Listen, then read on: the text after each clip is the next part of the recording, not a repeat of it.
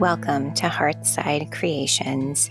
I'm Corinne, a writer, knitter, and creative guide living in the woods of central Maine.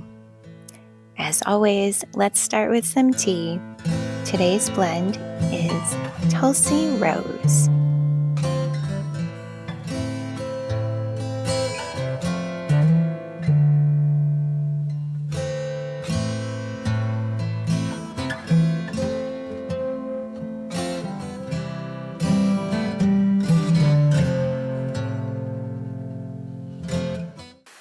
Hello and welcome to Hearthside Creations. This week we're going to do something a little bit different. I wanted to share a chatty vlog type video. I'd like to do it about once a month so I can kind of go further in depth with things that I share in the slower narrated videos throughout the month. I think it might be nice to share some progress on knitting projects and writing projects and all of those things. So let's get into it. First, I did want to share, this got a little bit of a mention last week in the comments. I did not make this quilt. My mom, who is a beautiful seamstress, quilter, even quilt designer, she made this for me for not this past Christmas, but the Christmas before. And I just love it. Obviously, I have a thing for sheep. And I just think that these things are so sweet. It's such a nice, comfy, cozy quilt. And so I thought you all might want to know a little bit more about it. So, first off, Hearthside Creations is the name I've given this YouTube channel. And I did so because inevitably this is the room that I end up with, or I end up in, more than my office when I'm writing, because my office is a little corner of our bedroom. And right now, in the middle of January, that room is very, very cold. So I always end up bringing my writing, my knitting, anything that I'm working on into this room, which is where our fireplace is as well. So it keeps me nice and toasty warm. I even gravitate towards this room all through the year, even the warmer months. There's something about it. It's the lighting. It's the books are here. It's cozy. It's right next to the kitchen. I think it's my favorite room in the whole house. So Hearthside Creations was named such because most of what I create, knitting, writing, all sorts of things, connecting, it all happens in this room, Hearthside. So there we go. This week I am wearing the DRK Everyday Sweater by Andrea Mowry. This was also a Juniper Moon Farms yarn in, I think, Patagonia in Turquoise. And then I'm wearing my honey cowl, which I will put the name of the yarn in the description below. I'll put all of the names and links to all of the things in the description box. One thing I wanted to touch on really, really quick before we get into all of the updates. I am so thankful for all of you who are here. I've been on YouTube for not even quite a month, and there's over 80 of you just hanging out, which is awesome. And yeah, it's really exciting. It's always nice to start a new project and feel supported, and the comments are such a lovely spot to receive some warmth and validation and all of that. So thank you for being here and cheering me on in this little adventure. The video that was entitled Start a Sweater With Me did really well. It got a lot of views, and I think there was part of me that knew that was going to happen because it was a knitting specific video, which is fantastic. There are so many amazing knitting podcasts out there, and the knitting community on YouTube is amazing. I watch a lot of videos myself, and I think it's wonderful. But this is not a knitting specific podcast. I will talk about knitting. I will talk about my writing as well though, and I will talk about how creativity touches different parts of our life and different aspects. I have some ideas for like a whimsical house tour, because there's a lot of whimsy and creativity that we've used to decorate our house now that we've been here for a couple years. So I'm not niching down in this area, and I think that that's okay. I think that's been kind of a stumbling block for me and other platforms in my work. I'm just not willing to niche down. Kind of what you see is what you get with me, and I want to talk about it all, because at the heart of everything, I think everything connects, especially in terms of creativity. My knitting informs my writing does inform my knitting, and creativity, and the importance of that, the importance that I've put in creativity does impact the choices that I make in my daily life, and how I live my life, and how I interact with my family, and how we've brought up our kids. All of those things, creativity touches all of that. So all of that to say, I am so glad you are here. I am trusting that you are here because you want to be. More so, I'm trusting that these videos, much like my books and everything else I put out into the world, I'm trusting that they get to where they need to be, that they find their people, and above all, I value connection and authenticity over big numbers and big growth and all of that. So my anticipation for this is a slow growth, and that is a-okay with me. I am here for that, and whatever happens, happens. But yeah, I do want to make sure that people know that this is not just one thing. Just like none of us are just one thing.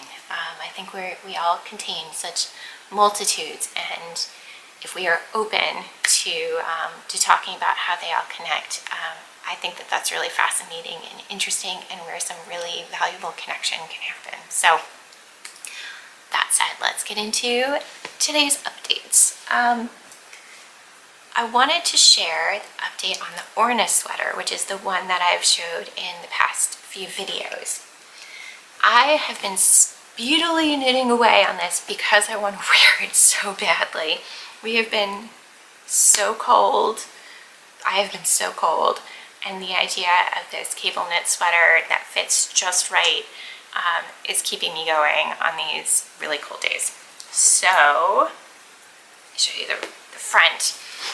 These cables are divine. Look at these cables. It is so squishy.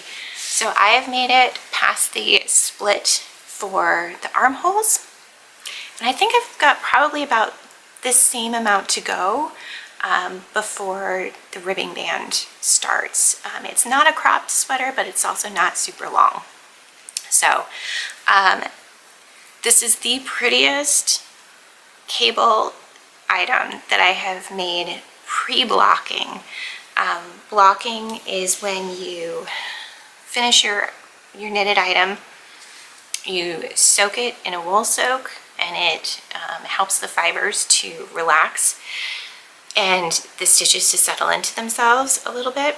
And so then you squeeze out all the water, you lay it flat to dry, and the yarn plumps up, or it doesn't plump up, it blooms. The yarn blooms, and with cables in particular, they're so tight when they're knit because you move stitches on top of one another, kind of you layer things, and so when the water gets in there and there's a chance to relax, that's when the cables really look like what you picture as cable knits.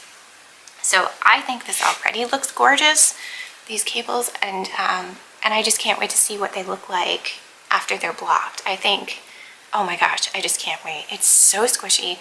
This is Juniper Moon Farms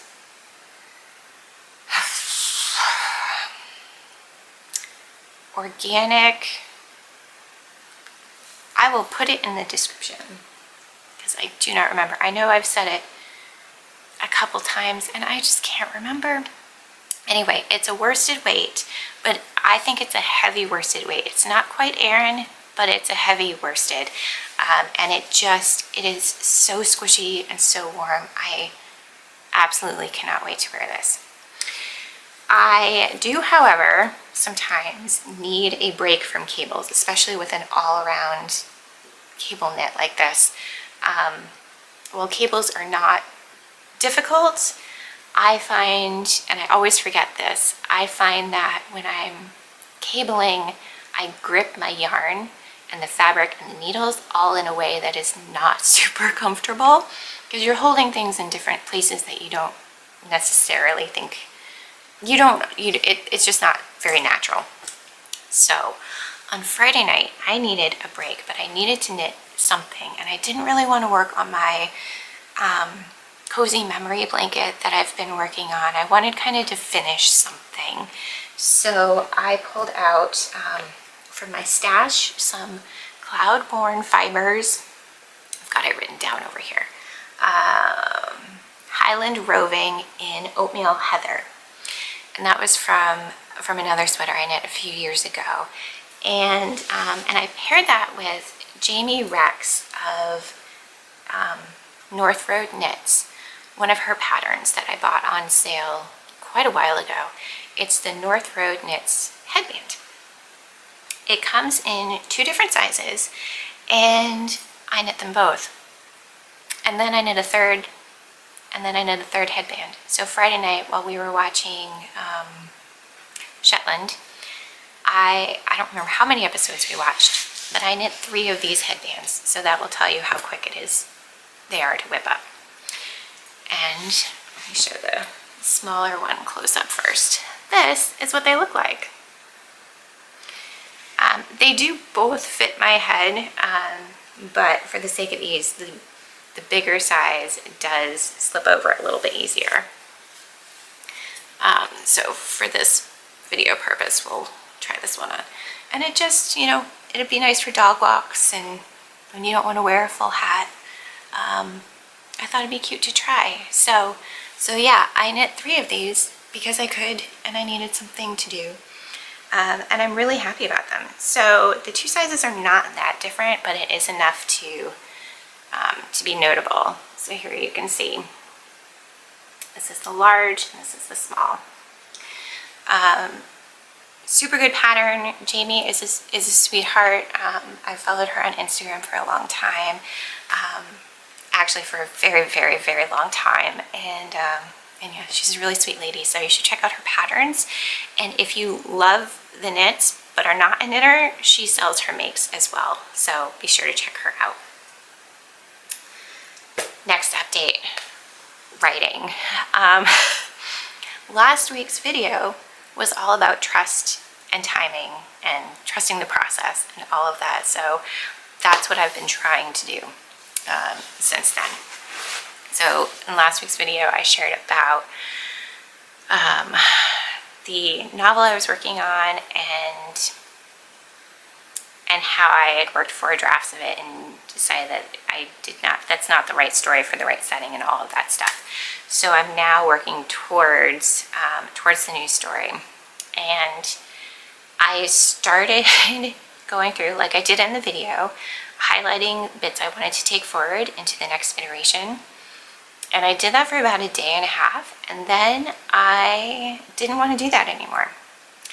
It felt counterproductive, it felt tedious, it felt not great.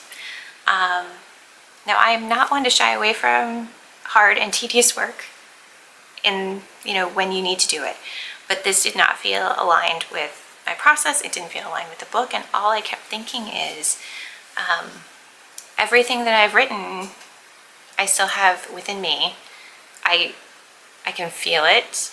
I know what I've written somehow, and I'm going to trust that if it needs to come back out again and resurface, it will.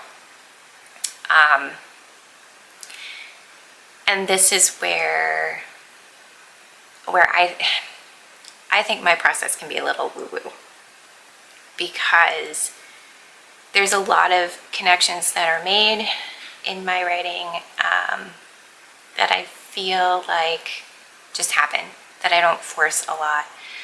Now, there's a lot that we can learn about writing. I think everyone can learn how to write, and I think everyone can learn how to write well. There are so many resources and books out there, and folks who are so knowledgeable about craft, and those are valid. Those are definitely worth looking into. But I also think that there's an aspect of intuition, magic, whatever you want to call it, that comes into play. And what we can, while that's hard to teach,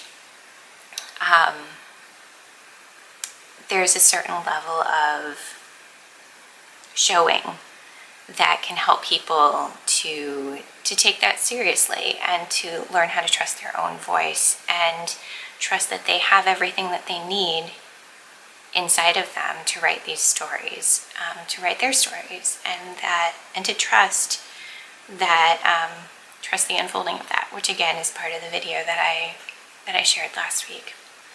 So this week I decided, instead of mining through things that have already been, I was going to make space for this new story and set an intention to spend a thoughtful hour with my novel every day of the work week.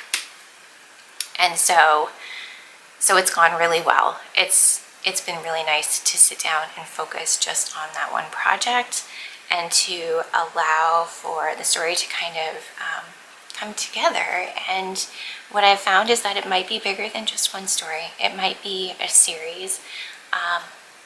And through brainstorming and through using, I really like to use K.M. Whelan's Outlining Your Novel Workbook as a resource for questions to ask yourself in your novel and a place to get started. For whatever reason, her questions are worded in such a way and in such an order that they make sense to me and my process. She has a standalone book called Outlining Your Novel, and then the workbook is a companion. But if you can only buy one, I would suggest buying the workbook. I think you can glean what you need to from examples that she uses in the workbook to kind of get a sense of what's in the book itself. But the workbook to me is the really important part of that. So I've used this for a couple different projects, and it's always neat to see dots start to connect. And while, yeah, it's outlining and I would not say that I'm necessarily a plotter. I fall somewhere between that plotter and pantser. A plotter is somebody who plots the story out, and a pantser is somebody who flies by the seat of their pants in writing and in so many other areas of life. I kind of fall in between that. But what's really neat to see also is how a story evolves.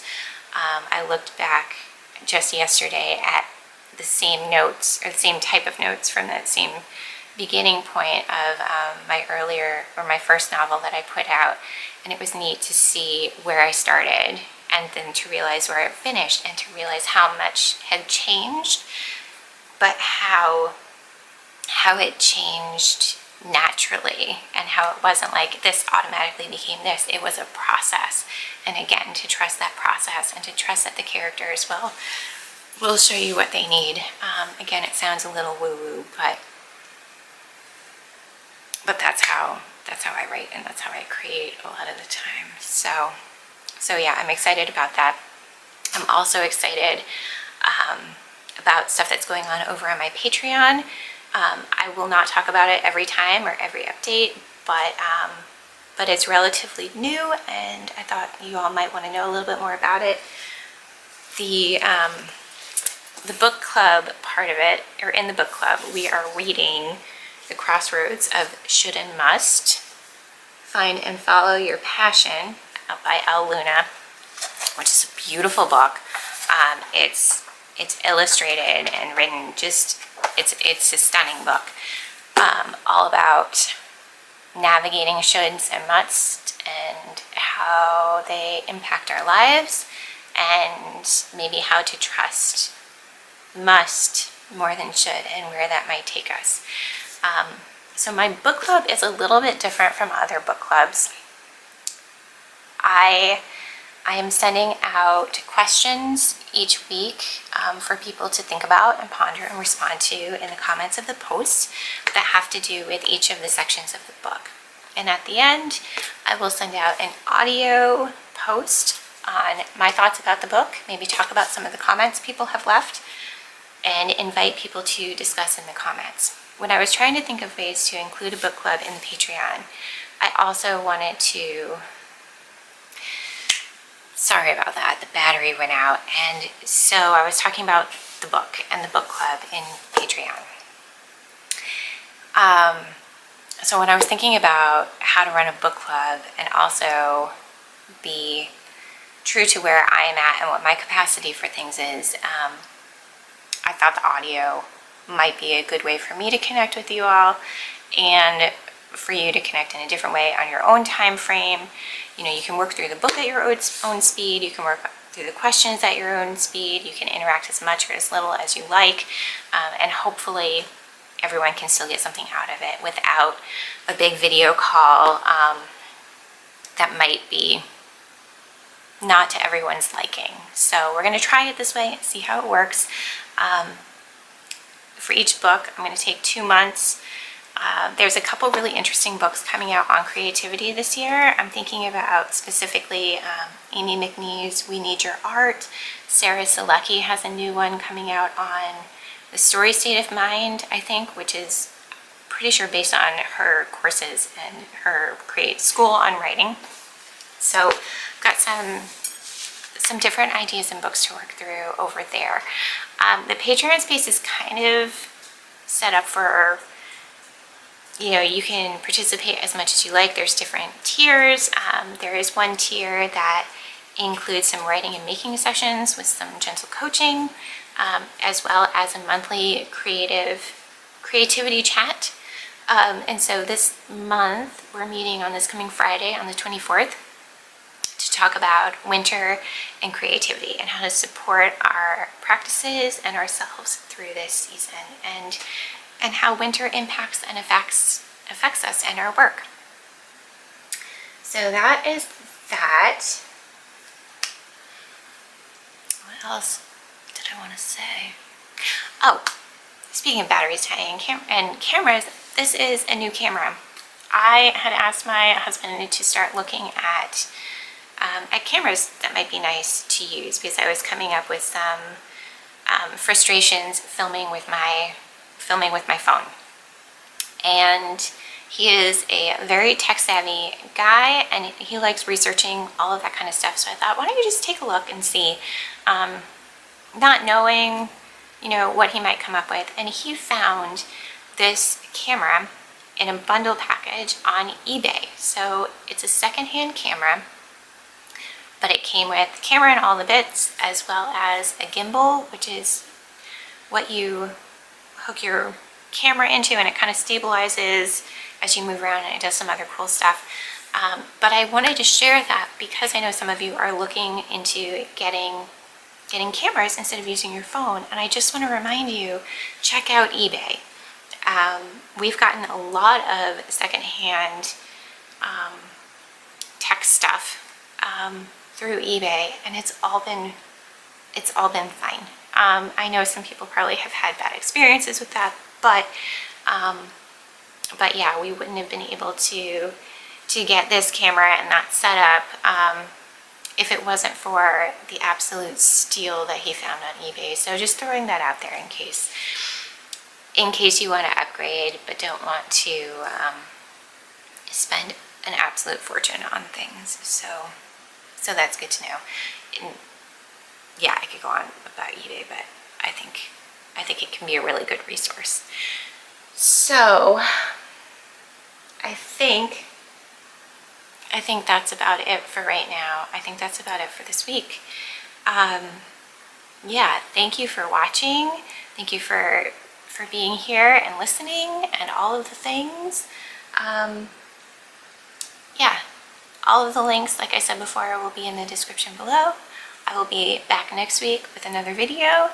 And yeah, let me know what you think about doing like these little chatty chatty update videos once a month. I think it'll help me feel like the channel is a little well-rounded, and yeah, it might be kind of interesting. So I hope you have a good week. I hope very much that you are being gentle with yourself, with all of the stuff we have coming at us as humans right now. It's a lot. The world is a lot, and if I could reach through and give you a hug, I would. But I can't, so I will encourage you to go gently, go make yourself a cup of tea, and ease into the rest of your week. And yeah, I'm just sending all my love and gratitude, and we'll see you next time.